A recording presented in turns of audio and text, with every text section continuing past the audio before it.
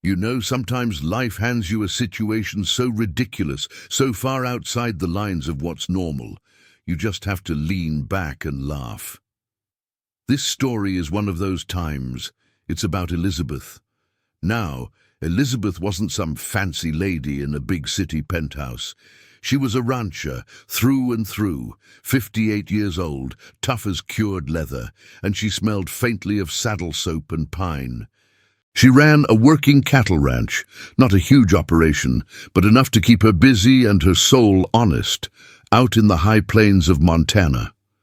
She wore boots that had seen more miles than most people drive in a year, and her hands, though strong, had the fine lines etched by sun and wind. She was exactly what she looked like, a woman who knew the value of $1 because she'd earned every single one of them the hard way. And then there was Ryan. Ryan was 30. He was Elizabeth's fiancé. I know, 28 years difference. But let me tell you something important about Ryan. He saw Elizabeth, truly saw her.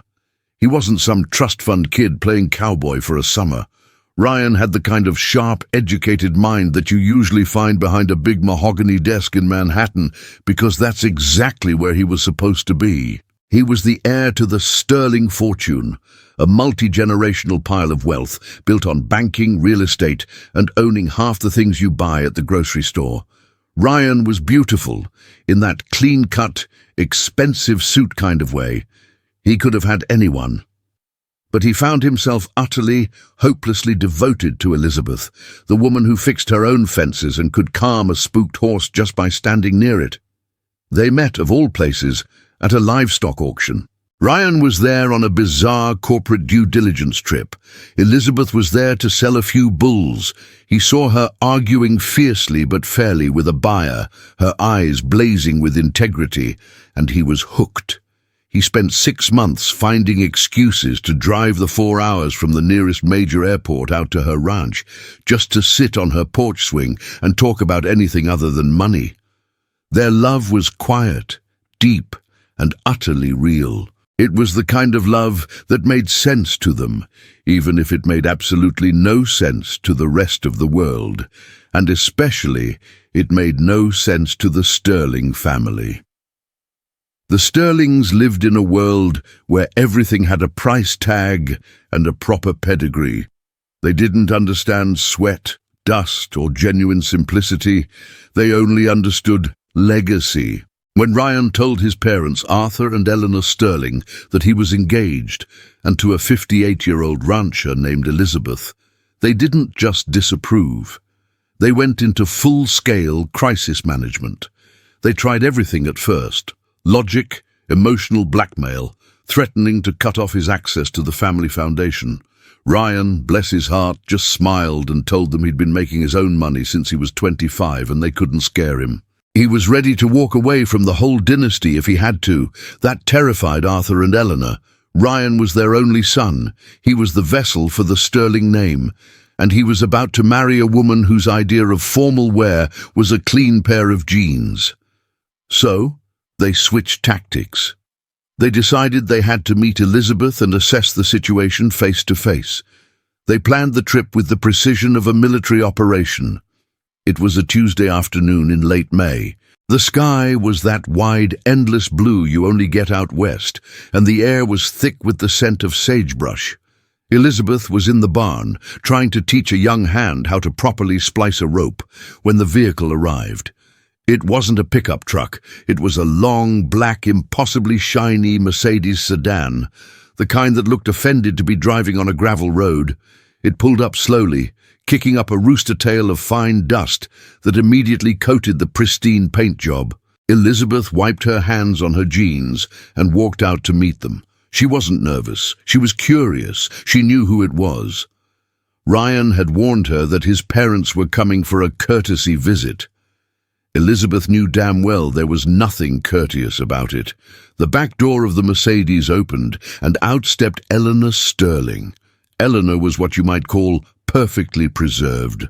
She was in her late 60s, dressed in a lightweight cream suit that probably cost more than Elizabeth's tractor. Her hair was immaculate, her jewelry subtle but blindingly expensive. She looked around the ranch yard, at the muddy water trough, the stack of hay bales, the old pickup truck parked near the shed, with an expression of profound distaste, like she'd just stepped in something unpleasant. Arthur Sterling followed her out. He was a tall man, greying, wearing a tailored suit that looked like it had never seen a wrinkle. He carried himself with the heavy, quiet confidence of a man who expects the world to move out of his way. "Elizabeth," Eleanor said, her voice cool and crisp, like ice tinkling in a crystal glass. She didn't offer a hand. "Eleanor, Arthur," Elizabeth replied easily, gesturing toward the house. "Y'all made good time. Come on in. I was just about to make some iced tea." Eleanor flinched slightly at the word y'all. The Sterlings followed Elizabeth across the yard. Every step they took seemed careful, calculated to avoid contact with the dirt. When they entered the small, cozy ranch house, Eleanor paused just inside the doorway, taking in the simple, sturdy furniture, the framed photos of cattle and horses, and the faint, pleasant smell of wood smoke and coffee. "It's rustic," Arthur commented, removing his expensive sunglasses and looking around with an air of clinical appraisal. "It's home," Elizabeth corrected gently. "Take a seat. The kitchen table is fine." The Sterlings sat stiffly at the oak table. Elizabeth poured 3 glasses of unsweetened iced tea, adding a slice of lemon to each. She placed them down, along with a plate of homemade shortbread cookies. "I apologize if the dust bothered your car," Elizabeth said, taking her seat. She was wearing a plaid shirt, buttoned up, and her work jeans. She looked comfortable and powerful, sitting in her own space. Eleanor didn't touch the tea or the cookies. She leaned forward, resting her perfectly manicured hands on the table. There was no preamble, no small talk about the weather or the drive. The Sterlings were here for business, and they treated Elizabeth like a difficult merger prospect. "Elizabeth, let's be frank," Eleanor began, her voice dropping to that serious boardroom tone. "We appreciate you hosting us, but we didn't drive 15 hours to talk about the Montana climate." "I figured," Elizabeth said, taking a slow sip of her tea. She didn't rush them. She let the silence hang, forcing them to initiate the unpleasantness. Arthur cleared his throat. "This is about Ryan, our son." "I'm aware. I'm marrying him," Elizabeth said, a faint smile playing on her lips. Eleanor ignored the comment. "You are a fine woman, Elizabeth. You clearly run a solid operation here. We respect hard work, but let's look at the reality of the situation." "Please do," Elizabeth invited. "The reality is that you and Ryan inhabit 2 entirely different spheres. You are 58. Ryan is 30. That is a significant, undeniable difference in life stages, in experience, and frankly, in future outlook." Eleanor spoke as if reading from a prospectus. "Ryan is meant to inherit and lead the Sterling Group. That position requires a partner who understands the demands of that world, the travel, the social obligations, the constant scrutiny." Arthur picked up the thread. "It's not just about age, Elizabeth. It's about fitting in. Our world is specific. It's demanding. You have deep roots here. We respect that. But you have no roots in Ryan's world. Frankly, you'd be miserable, and you would make him miserable eventually, struggling to maintain the facade." Elizabeth set her glass down. The ice clinked gently. "I'm not struggling to maintain any facade, Arthur. I am who I am. And Ryan loves me exactly for that. He hates your world, by the way. He finds it hollow and exhausting. That's why he spends so much time here." The Sterlings exchanged a tight, frustrated look. They had clearly run into Ryan's defense of Elizabeth before. "He thinks he hates it," Eleanor corrected, her tone patronizing. "He is reacting to pressure. He is infatuated. This relationship is a rebellion, not a foundation for a life. When the novelty wears off, Ryan will realize he has sacrificed everything for a temporary romance." "And you think you know Ryan better than I do?" Elizabeth asked, her voice still level, but now carrying a faint steel edge. "We are his parents," Eleanor stated simply. "We know his destiny, and you, Elizabeth, are a derailment, a very expensive derailment for the family image." Arthur leaned forward, his elbows on the table. This was the moment. His expression softened into a look of practiced, cold sympathy. "Look, we want to solve this cleanly. We understand that Ryan has been generous with you. We know he's talked about setting up trust funds for the ranch, perhaps expanding your operation." "Ryan hasn't given me a dime," Elizabeth interrupted sharply. "And I haven't asked for one. Everything here is mine, earned before I ever met your son." Eleanor sniffed, clearly disbelieving. "Of course, we understand the necessity of maintaining appearances, but we are here to offer you something substantial. Something that ensures your future security, whatever happens to this operation." Arthur reached down beside his chair and lifted a sleek black leather briefcase. It looked heavy. He placed it carefully on the table between Eleanor and Elizabeth. The sight of that briefcase, so out of place in her rustic kitchen, felt like a slap in the face.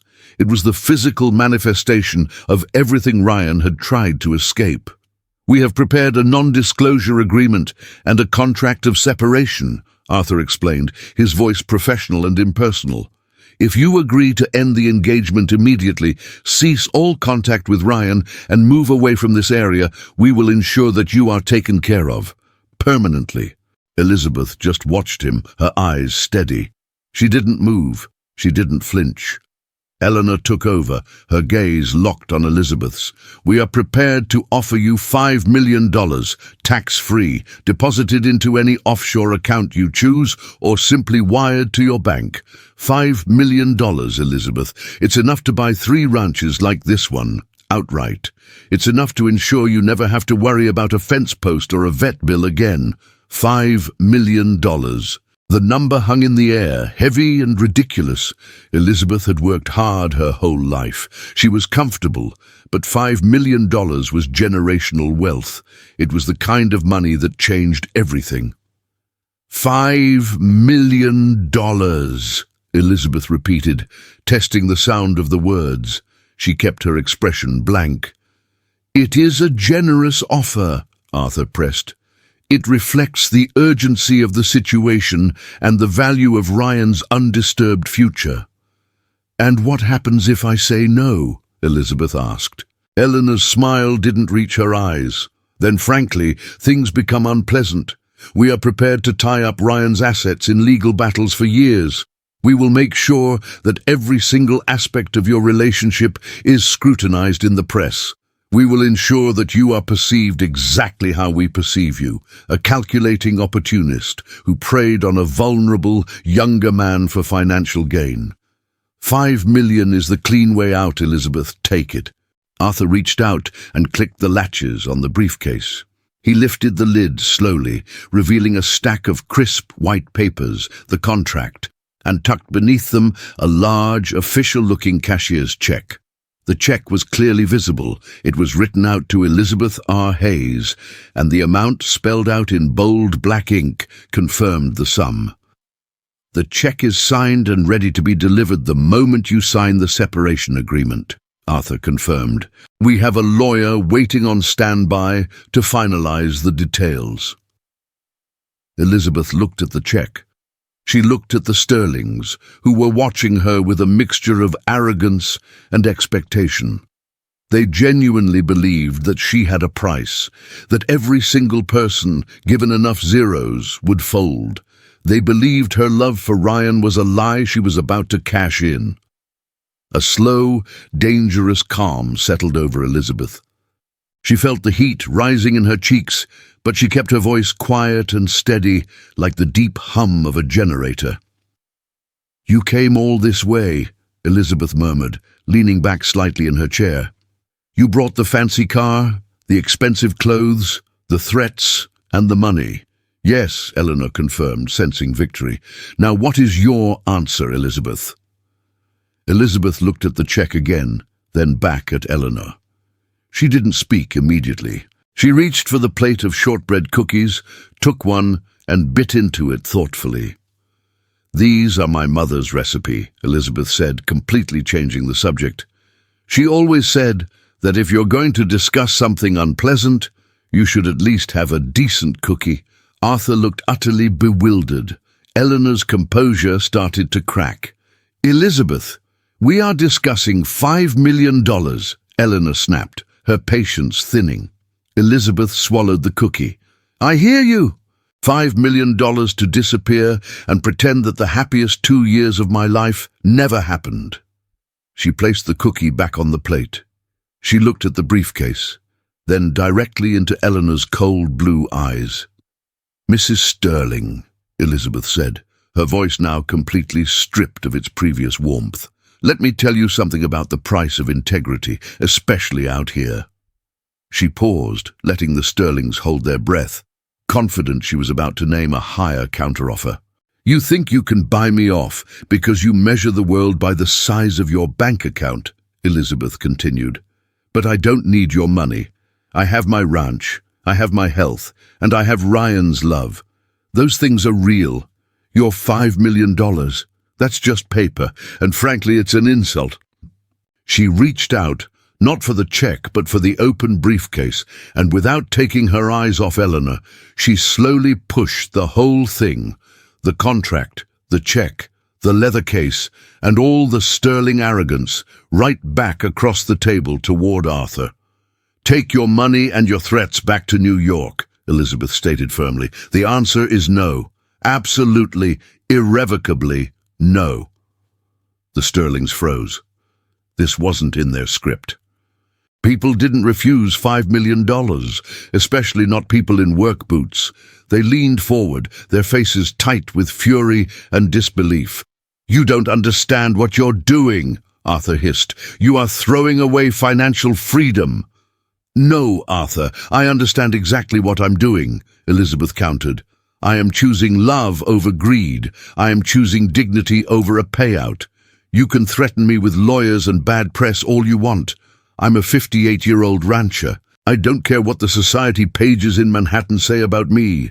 Ryan is worth more than all the money you've ever amassed." Eleanor stood up abruptly, her chair scraping harshly against the wooden floor. She was pale with rage. "You greedy, calculating woman! You think you can hold out for more? Is that it? You want 10 million? 20? "I want you out of my house," Elizabeth said, standing up as well.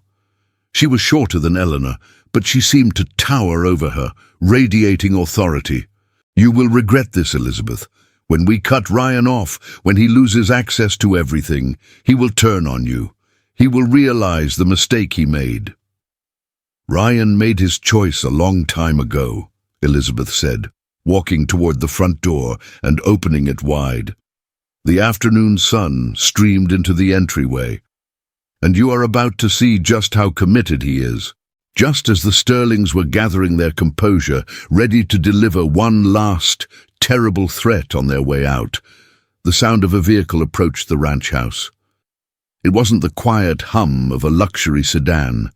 It was the loud, rattling, unmistakable sound of Ryan's old pickup truck, the one he insisted on driving when he was out west. Ryan was home, and he was early. The truck skidded to a stop right next to the black Mercedes. Ryan jumped out, looking slightly disheveled, but with the usual bright, relieved smile he always wore when he arrived back at the ranch. He was carrying a worn leather satchel and a small rectangular box wrapped in brown paper. He strode toward the house, his eyes lighting up when he saw Elizabeth standing in the doorway. "Elizabeth, I'm so sorry I'm late. The flight was delayed, and then I hit a deer crossing the—" Ryan stopped dead in his tracks.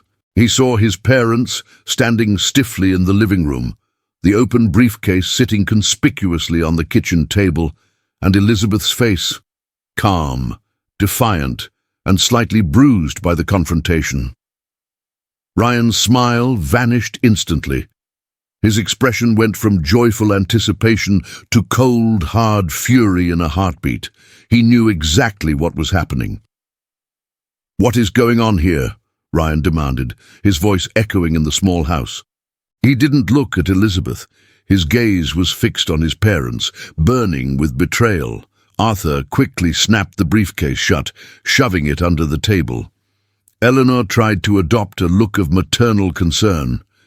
"Ryan, darling, we were just having a pleasant chat with Elizabeth about your upcoming nuptials," Eleanor chirped, a desperate false sweetness in her tone. "Don't insult my intelligence, Mother," Ryan cut her off. He walked into the room, stopping right between his parents and Elizabeth. He put the satchel and the brown paper-wrapped box down on a nearby side table. "I know why you're here. Where's the check?" Arthur shifted uncomfortably. "Son, that is entirely inappropriate." "The check, Father." "How much was the insult?"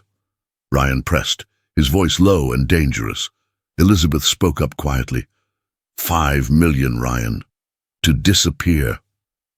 Ryan closed his eyes for a brief, agonizing moment, letting the depth of their betrayal sink in. He opened them again, and they were colder than the Montana winter.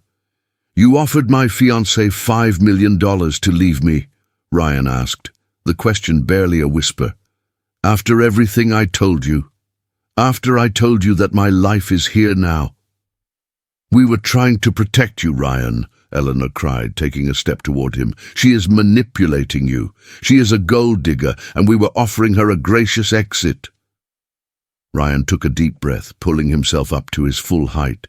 He looked at Elizabeth, and the fury in his eyes melted into a profound, aching apology. He reached out and gently took her hand, squeezing it tight. "She doesn't want your money, Mother. She never has," Ryan said, turning back to his parents.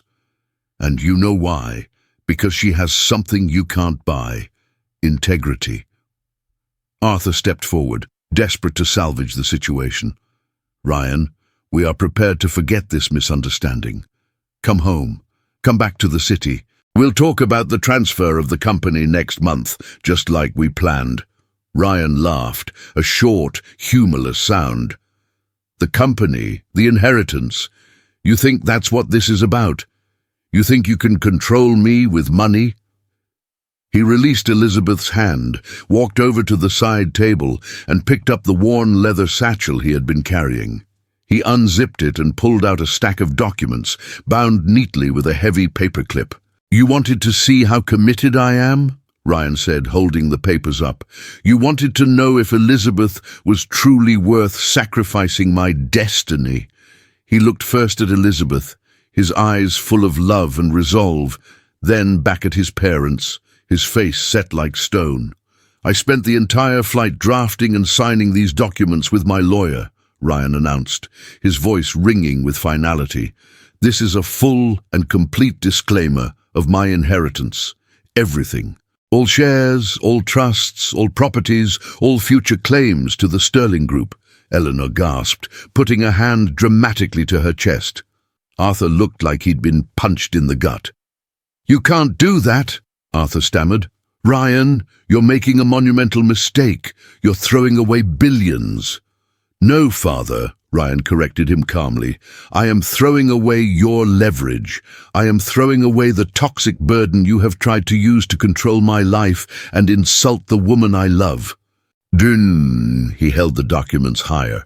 "And just so there's no doubt about where this money's going, I've signed it all over to the Montana Cattlemen's Benevolent Fund. Every last penny. It's effective immediately."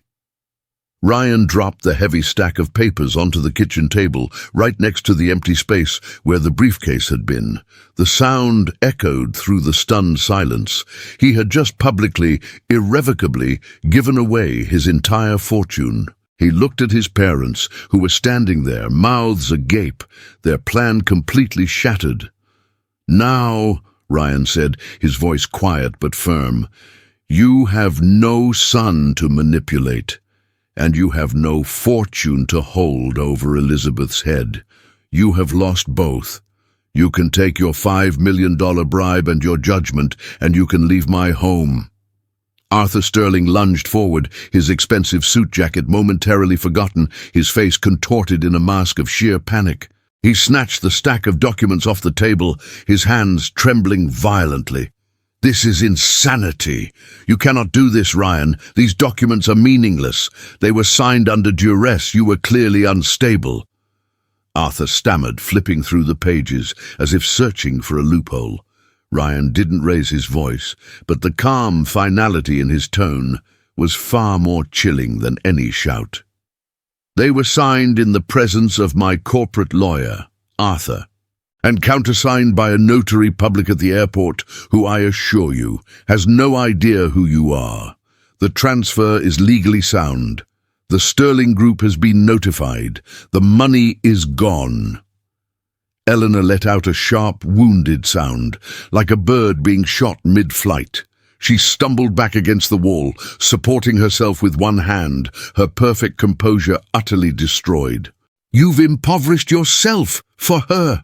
Do you hear yourself, Ryan? You are throwing away your birthright. You will be a pauper. You will be nothing." "I will be free," Ryan corrected her, stepping closer, forcing both of his parents to look at him. "And I will be married to the woman I love. You call this nothing? This is everything." He glanced down at the documents Arthur was still clutching. "Take those with you. They're now the property of the Montana Cattlemen's Benevolent Fund. You can deliver them or you can shred them. It doesn't matter. The legal process is already in motion." Arthur dropped the papers as if they were burning him. He looked utterly defeated. The heavy, quiet confidence that had defined him just minutes before completely evaporated. He was just a graying, angry man who had lost his only leverage. Eleanor, however, was not ready to surrender. Her fury zeroed back in on Elizabeth, the perceived source of the calamity. "You won, didn't you, you conniving little gold digger?" Eleanor shrieked, her voice cracking with raw, unfiltered venom. "You convinced him to throw away billions so you could keep him trapped here. You wanted him poor so he couldn't leave you. You disgust me." Elizabeth took a slow step forward, separating herself from Ryan, her eyes locked on Eleanor. She didn't flinch from the insults. "Mrs. Sterling," Elizabeth said, her voice dropping to a low, dangerous register, "you just offered me $5 million to leave your son. I refused it.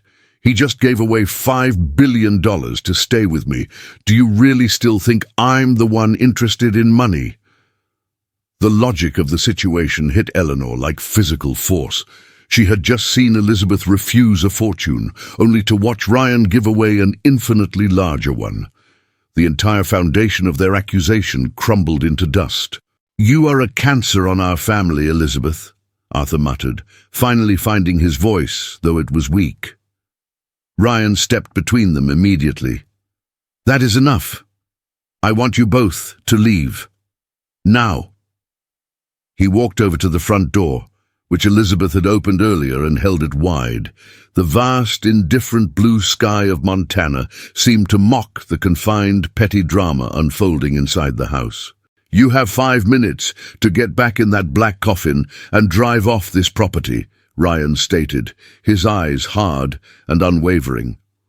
"If you are here after 5 minutes, I will call the sheriff's office and report trespassing. I am no longer your son, Arthur. I am a private citizen on my own land, and I am telling you to leave." Arthur looked at Eleanor, and Eleanor looked back at the man who had been the vessel for their future. They saw only the cold, impenetrable wall Ryan had erected. Their entire world had just been irrevocably altered, not by a hostile takeover or a market crash, but by their son choosing a deeper value. Defeated, Arthur retrieved the black leather briefcase containing the rejected $5 million check and the unsigned contract. He didn't look at Elizabeth again.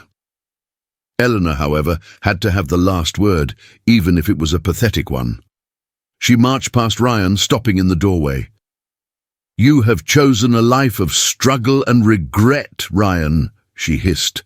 "You will soon realize that love doesn't pay the bills, and when you come crawling back, don't expect us to be there." Ryan didn't even bother to respond. He simply pointed toward the Mercedes. Eleanor huffed, adjusted her perfect cream suit, and swept out the door. Arthur followed quickly, his shoulders slumped in defeat. The driver, who had been waiting patiently by the car, opened the doors, and the Sterlings climbed back into the luxurious, climate-controlled silence of the sedan. The black car executed a clumsy three-point turn on the dusty ranch yard, a maneuver clearly not designed for rough terrain, and sped away, leaving a thick, billowing cloud of Montana dust in its wake. Elizabeth and Ryan stood together in the doorway, watching the Mercedes disappear down the long, winding gravel road until it was nothing more than a distant black speck. The silence that descended upon the ranch house after they left was absolute, broken only by the chirping of crickets and the distant lowing of a cow. It felt like the world had stopped spinning, waiting to see what Elizabeth and Ryan would do next. Elizabeth slowly closed the door, leaning her head against the wood. She let out a breath she hadn't realized she was holding. "Well," she murmured, turning around to face Ryan. That was certainly a courtesy visit. Ryan was leaning against the doorframe, his initial fury draining away, replaced by a profound weariness. He looked like a man who had just won a war, but was exhausted by the cost of the victory. "I am so sorry, Liz," he said, his voice raw. He didn't mean sorry that he'd given up the money. He meant sorry that they had put her through that ordeal. Elizabeth walked over to him, reaching up to cup his face in her calloused hands. She ran her thumbs gently over his cheekbones. "Don't you dare apologize for them, Ryan. They are the ones who should be begging forgiveness." She searched his eyes, deep and blue, eyes that now held nothing but truth. "You gave away everything. Billions of dollars. Are you all right?" Ryan smiled, a small, genuine smile that finally reached his eyes. "I gave away a cage. I gave away a weapon they could use against you. And frankly, Liz, I gave away something I hated. I haven't been all right for years, stuck in that world. I am all right now. I am rich in everything that matters." He gently lowered her hands, then took a step back, looking around the modest kitchen, which suddenly felt incredibly precious and secure. The late afternoon sun slanted through the window, illuminating the dust motes dancing in the air. "You know, I came here early today for 2 reasons, Ryan said, walking over to the side table where he had placed his belongings. "One was to file those papers before they could try any other nonsense. The other reason is this." He picked up the small, rectangular object wrapped in brown paper. It was clearly not an expensive jewelry box. It felt sturdy, weighty, and a little rough around the edges. Elizabeth watched him, her heart pounding a heavy rhythm against her ribs. Ryan began carefully unwrapping the paper, revealing a small wooden box, handmade from dark, aged walnut. It was smooth, simple, and beautiful in its practicality. "I know we're engaged, and we've talked about the wedding for next fall, once the harvest is done," Ryan began, turning the box over in his hands. "But after today, after seeing how desperate they are, and knowing that they will try to cause trouble for us for the rest of our lives, I realized we need to make this official sooner. We need to put a stake in the ground that they cannot pull up." He opened the wooden box.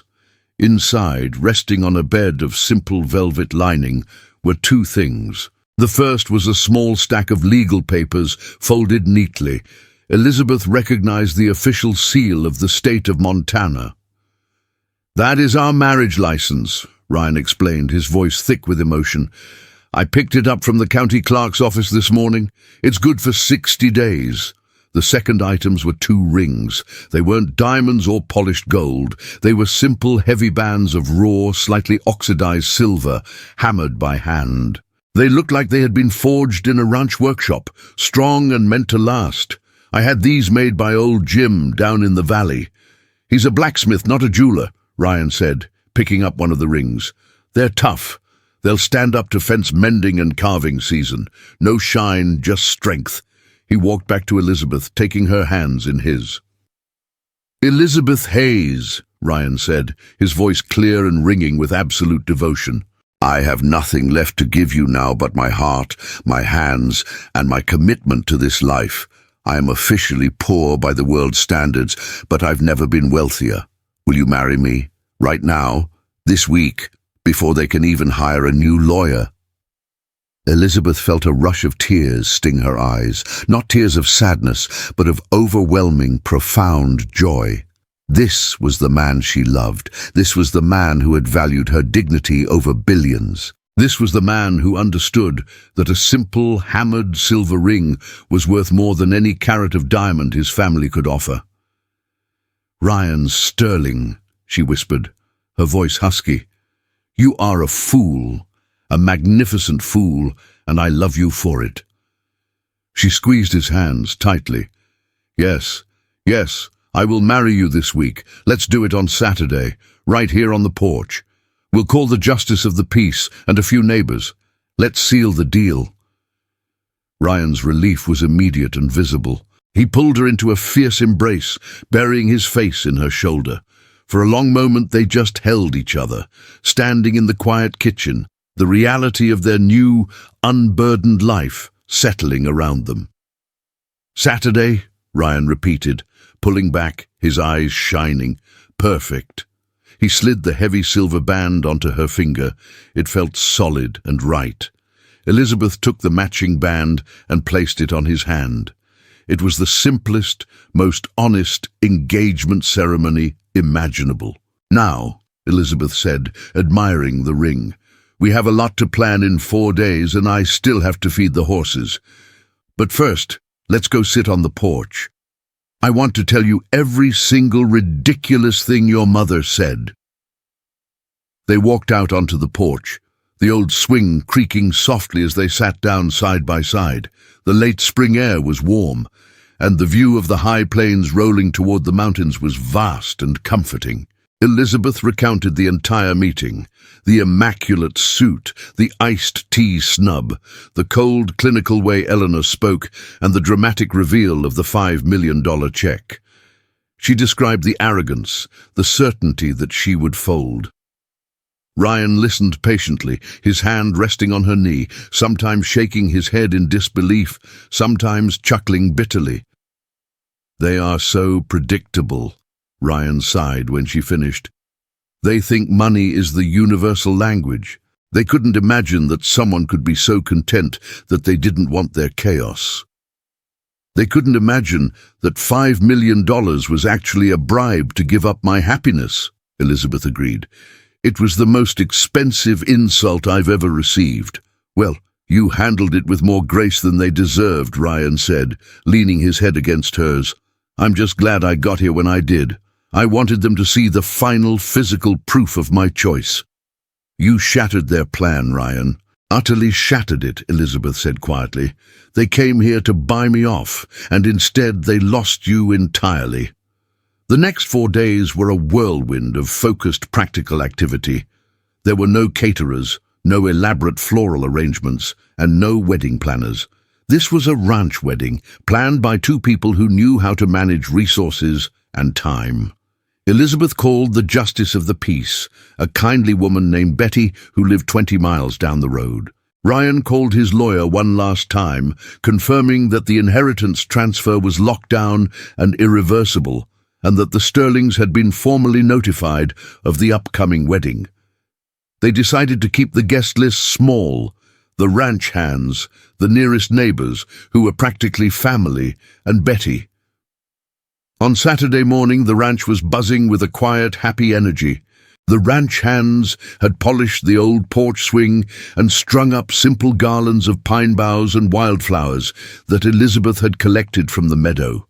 Elizabeth, true to her nature, wore a simple but beautiful cream-colored silk dress that she'd ordered months ago, waiting for the right moment. It wasn't a gown, it was elegant and practical. She wore her favorite boots, polished until they shone, and the silver ring Ryan had given her.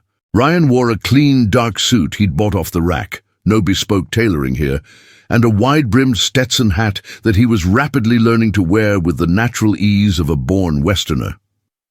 Around noon, the handful of guests gathered on the wide wooden porch. The sun was high, and the air smelled of hay, dust, and fresh sage. Betty, the justice of the peace, stood before them, smiling warmly. Ryan and Elizabeth stood hand in hand, facing the vast, open sky that felt like a witness to their commitment. The ceremony was short, heartfelt, and utterly perfect. When Betty pronounced them husband and wife, Ryan leaned in and kissed Elizabeth. Not a quick peck, but a long, deep kiss that sealed their future, a future built not on inherited wealth, but on shared dirt, shared sweat, and shared love.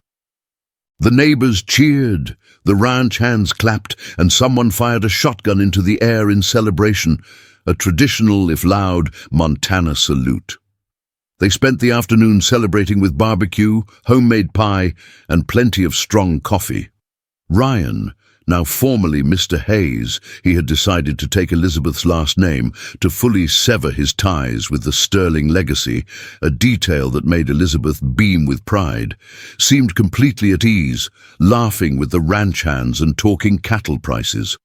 As the sun began to dip, painting the sky in fiery oranges and purples, Elizabeth and Ryan found a quiet moment together, sitting on the porch swing again, watching the light fade over the mountains.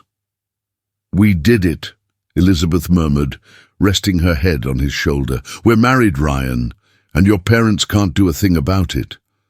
"They can try," Ryan said, pulling her closer. "But they have no access point now. No money to bribe, no inheritance to dangle, and no name to threaten. I am finally completely mine." Their peaceful celebration, however, was about to be interrupted, just as the last sliver of sun vanished behind the peaks, painting the horizon in deep indigo. The sound of a phone ringing broke the tranquility. It wasn't Elizabeth's phone. It was one of the ranch hands, a young man named Billy, who was using the landline inside the house. Billy came scrambling out onto the porch, looking wide-eyed and nervous. "Mr. and Mrs. Hayes," Billy said, using their new married names awkwardly. "Sorry to interrupt, but there's a man on the line. Says he's a reporter from the New York Times." Ryan and Elizabeth exchanged a knowing glance. The Sterlings had clearly wasted no time in executing their threats of public scrutiny. "What does he want, Billy?" Ryan asked, his voice calm. "He says he's calling about the shocking news regarding the Sterling inheritance and the wedding. He says he needs a comment on the scandalous relationship and the reckless financial abandonment of the Sterling heir," Billy relayed, clearly repeating the reporter's loaded language. Elizabeth chuckled softly. "Well, that was fast. They are certainly predictable." Ryan stood up, dusting off his trousers. "Give me the phone, Billy. I'll give him a quote." He took the receiver from Billy and walked a few steps away, turning his back slightly to the group, giving his new wife a conspiratorial wink. "This is Ryan Hayes," he said into the phone, his voice sharp and confident, the boardroom tone momentarily reappearing. Only now it was used for defense, not banking. Elizabeth watched him, leaning back against the swing, ready to hear him dismantle the Sterling narrative one final time. "Yes, I am aware of the rumors. No, I'm not being held against my will. In fact, I just married the love of my life, Elizabeth. We are now living on her ranch in Montana." Ryan paused, listening to the reporter's rapid-fire questions about the billions he'd given away. "Let me be absolutely clear for your article," Ryan continued, his voice ringing out over the quiet ranch yard. "The money was a burden, not a blessing. I gave it all away to charity because I choose a life of substance over a life of spectacle." He paused again, then delivered the final crushing blow to the Sterling narrative. "And tell your readers this, sir. My wife, Elizabeth, was offered $5 million by my parents to leave me. She refused it. That is the kind of integrity you cannot buy. She is the only thing of true value I have ever possessed. My parents tried to measure our love in dollars, and in doing so, they showed the entire world how bankrupt they truly are. We are happy, we are married, and we are done with the Sterling name." End of quote. Ryan hung up the phone without waiting for another question. He walked back to Elizabeth, a triumphant grin on his face. "That should make the front page," he announced, dropping back onto the swing. It absolutely will, Elizabeth agreed, reaching for his hand. They wanted a scandal. You gave them a legend. But the Sterlings were not finished. A few days later, the article hit the press. It was indeed front-page news, a sensational story about the banking heir who gave away his fortune for an older rancher. The article was laced with the Sterlings' obvious bitterness, painting Elizabeth as the manipulative force and Ryan as the foolish victim. However, the public reaction was not what Arthur and Eleanor had anticipated. The story was picked up everywhere, but instead of focusing on the scandal, the narrative shifted quickly to the romance and the incredible act of sacrifice. In a world saturated with stories of greed, a man giving away billions for love was a sensation. Ryan's quote about integrity and Elizabeth's refusal of the $5 million became the headline. People loved the idea of the cowboy and the rancher, the age difference suddenly seeming charmingly rebellious. Elizabeth became an accidental icon of authenticity. The backlash hit the Sterling Group hard. The Montana Cattlemen's Benevolent Fund, now suddenly flush with billions, became an overnight charity darling. Ryan, using his remaining personal funds, which were significant, just not sterling billions significant, established a small, private foundation focused on sustainable ranching in Elizabeth's name. Arthur and Eleanor started facing uncomfortable questions at corporate events. Their reputation for ruthless business dealings suddenly looked less like strength and more like toxic control, especially after the public learned about the $5 million bribe. They were being ridiculed, not for losing money, but for lacking heart. Then came the final physical intrusion into their lives, weeks after the wedding, a move that proved that the Sterlings still didn't understand the depth of Ryan's commitment or the true nature of Elizabeth's world. It happened on a blistering hot afternoon in July. Ryan and Elizabeth were out checking fences on the far northern boundary of the ranch, riding two of Elizabeth's oldest, most reliable horses. They had their hands full with the ranch work, something Ryan found deeply satisfying. They came across a section of fence that had been cut, not broken by cattle, but sliced cleanly by wire cutters. And parked just beyond the fence line, partially hidden in a stand of cottonwood trees on the neighboring property, was a sleek, black SUV. Not the Mercedes, but a rented, equally expensive vehicle. And standing next to it, holding a pair of binoculars and looking through the fence at Elizabeth's house in the distance, were Arthur and Eleanor Sterling. They hadn't just given up. They had driven back across the country, rented a car, and were now trespassing on adjacent land, attempting to spy on their son and his new wife. They were still obsessed, still trying to find a way in, a moment of weakness, a failure in their new life. Elizabeth and Ryan stopped their horses. Ryan's face hardened immediately. This wasn't just a visit anymore, this was stalking. Arthur and Eleanor finally noticed the two figures on horseback, backlit by the afternoon sun. They dropped the binoculars in shock. Arthur took a hesitant step forward, trying to look authoritative despite his dusty suit. "Ryan, we just wanted to see if you were settled in," Arthur called out weakly across the fence line. "You cut my fence, Arthur," Elizabeth stated, her voice sharp and unforgiving. "That is criminal property damage in the state of Montana." "It was just a small breach. We wanted to leave you a message," Eleanor cried out, gesturing toward a small white envelope she held tightly in her hand.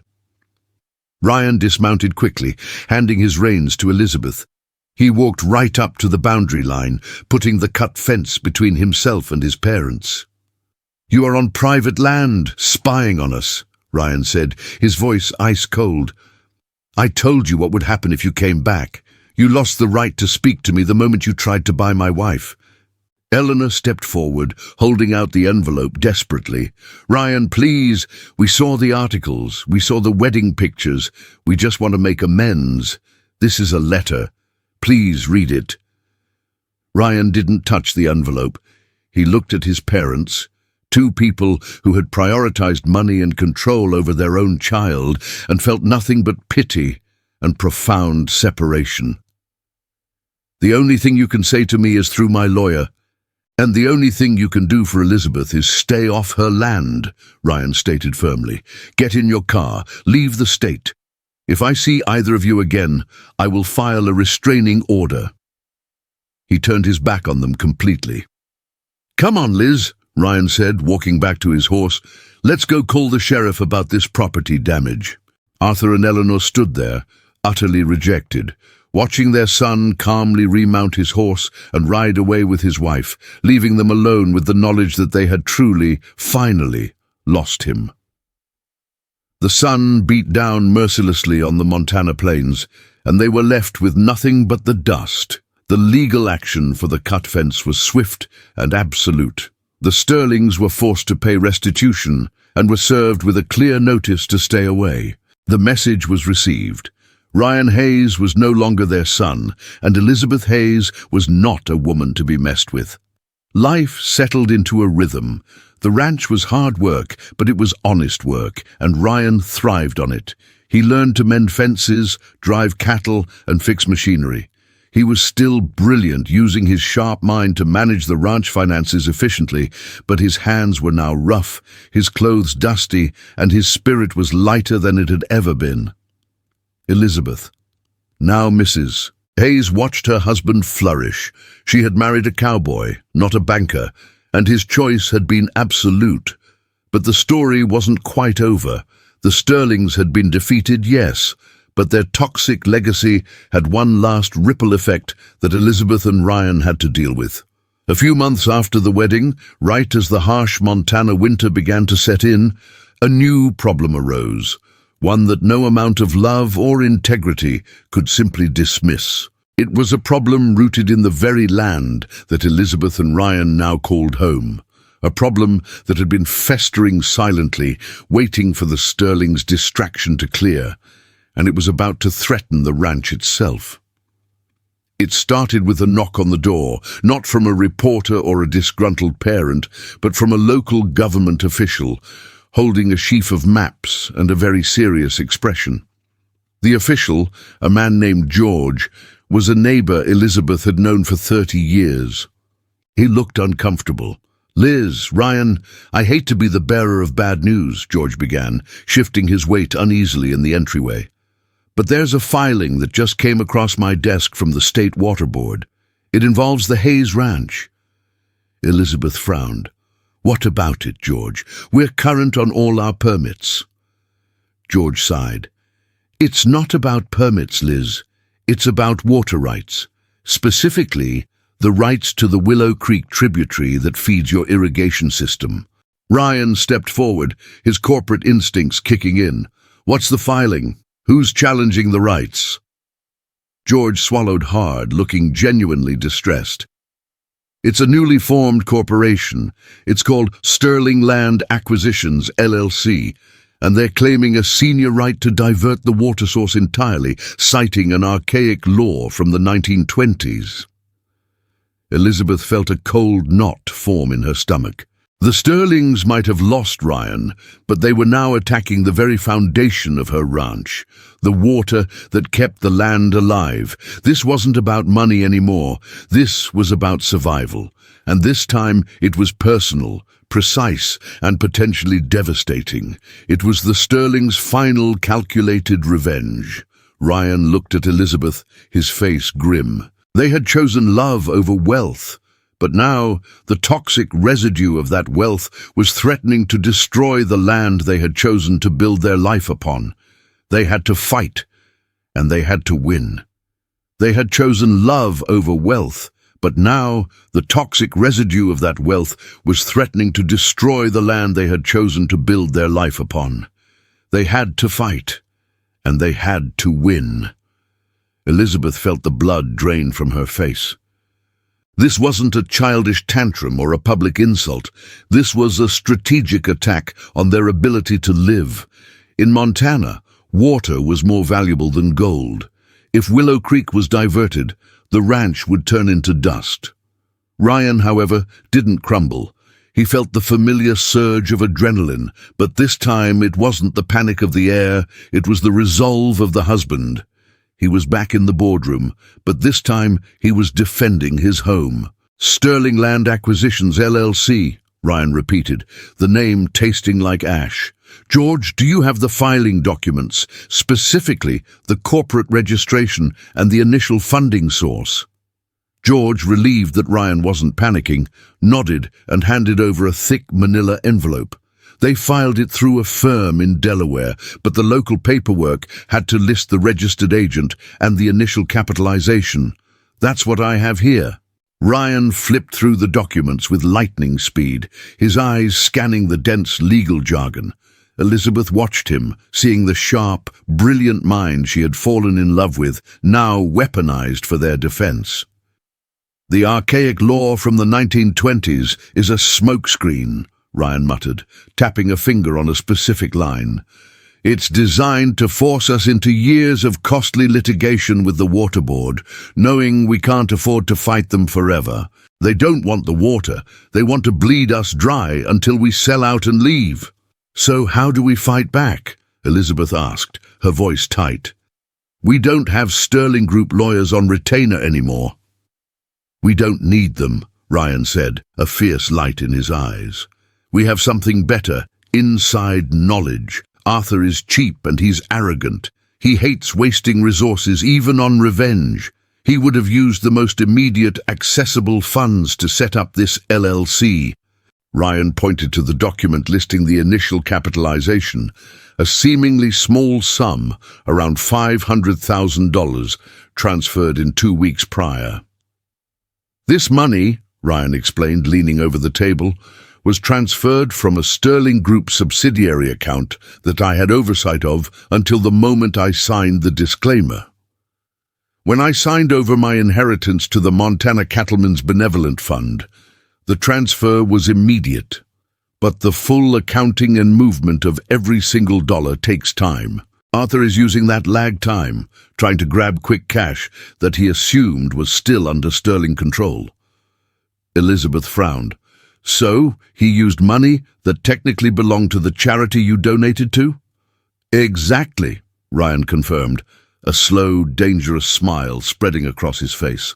Arthur tried to steal from a multi-billion-dollar charity to fund his petty revenge against a rancher, and he gave us the paperwork to prove it. This was the beautiful irony of the situation. Ryan's act of financial sacrifice was about to become their greatest weapon. We don't fight the water rights, Liz. We fight the LLC, Ryan declared. We call the Montana Cattlemen's Benevolent Fund. Ryan immediately got on the phone with the MCBF's general counsel, a man who was suddenly in charge of a philanthropic empire thanks to Ryan's donation. The lawyer, Mr. Henderson, was initially skeptical. Mr. Hayes, with all due respect, Arthur Sterling is a shark. Are you sure you can trace these $500,000 back to the assets you signed over? Henderson asked over the phone. I am sure, Mr. Henderson, Ryan stated calmly. I know Arthur's accounting methods better than he does. That $500,000 was earmarked for the Sterling Group's Future Operations Liability Fund, which was explicitly included in the transfer document. He moved it 2 days after the inheritance was finalized, thinking no one would notice a small withdrawal from a multi-billion-dollar transfer. Ryan paused, then delivered the clincher. Arthur Sterling is currently using funds donated to the MCBF to establish a shell corporation designed to destroy a Montana ranch. I suggest you file suit against Arthur and Eleanor Sterling for civil fraud and misappropriation of charitable funds, effective immediately, and make sure the press knows that the new Sterling Land Acquisitions LLC is an attempt to steal water from a local Montana farmer. The lawyer didn't need any more convincing. A charity that had just received billions was certainly not afraid to take on Arthur Sterling, especially when it involved protecting their newly acquired assets and burnishing their public image. The legal counterattack was swift, brutal, and public. Within 48 hours, the Montana Cattlemen's Benevolent Fund filed a massive billion-dollar civil suit against Arthur and Eleanor Sterling, personally naming the Sterling Land Acquisitions LLC as a fraudulent entity built with misappropriated funds.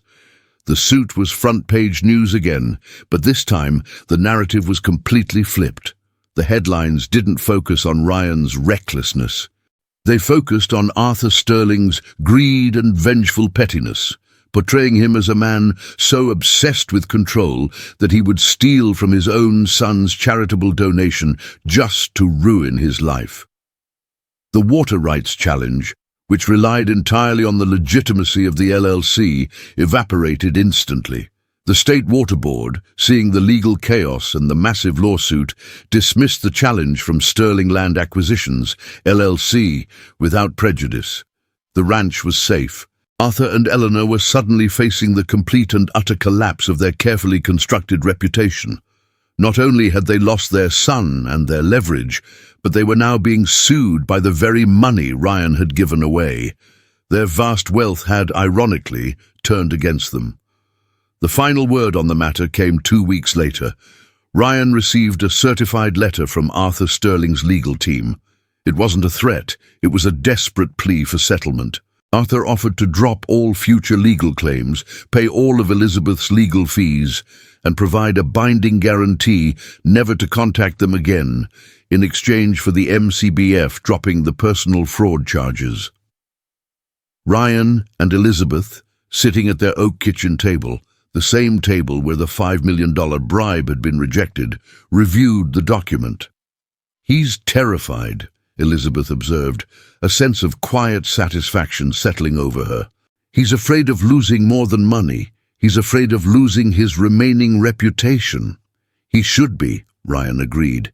"He tried to use the one thing he knows, corporate power, to destroy the one thing I love, this ranch. He failed." Ryan signed the agreement, not out of forgiveness but out of finality. He wanted them gone, permanently, and this sealed the deal. The Sterlings disappeared from their lives entirely. The legal humiliation, the massive financial loss of the inheritance, and the public scrutiny were too much for them to bear. Rumors trickled back through Ryan's old contacts. Arthur had stepped down from the Sterling Group, and Eleanor had suffered a minor health scare. They had retreated into their gilded cage, forever defined by the son they had tried to control and the woman they had failed to buy. Life on the Hayes Ranch settled into a steady, honest routine.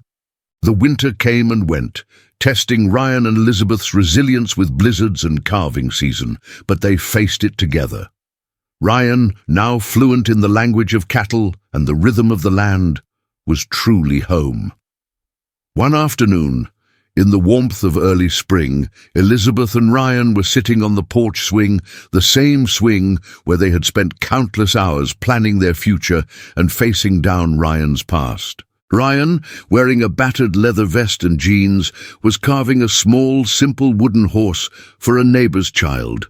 His hands, once soft from corporate life, were now rough and strong, showing the marks of honest labor.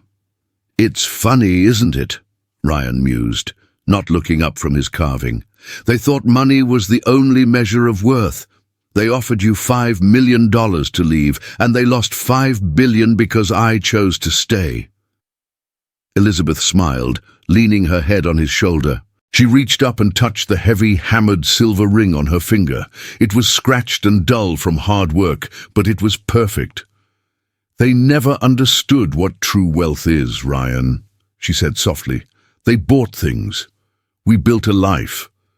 The sun was setting, casting long shadows across the wide, peaceful expanse of the Montana ranch. The air was clean, smelling of fresh earth and pine. There was no pretense here, no corporate maneuvering, just the enduring reality of the land and the quiet, deep commitment of two people who had chosen each other, utterly and completely, proving that some things, like love, dignity, and a good ranch, are simply priceless.